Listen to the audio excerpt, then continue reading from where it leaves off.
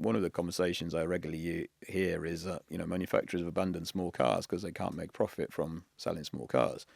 We could always make profit from selling a small car. Clearly, the margin you make on something in that kind of sector is smaller than the margin that you might make selling a £100,000 car, but you can make money. What's ruined that sector is legislation that means a small car now has to have crash protection that matches something that is 2.5, 3 tons.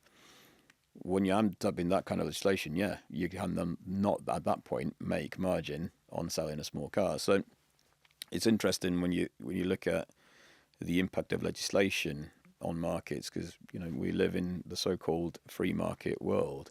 There's no such thing in reality, is there? We're living in a world where markets are controlled by legislation, and that's what's happened. Is I think you've got a sector of pricing that's being taken out of the market because we can't provide those products with margin anymore because of some of the legislation that's coming in. Now, it's interesting, of course, in that world, from a European Union point of view, the so-called kind of e-car concept, so this is affordable small electric cars, is going to reopen that roadway, and it'll be interesting what volumes come as a result of that.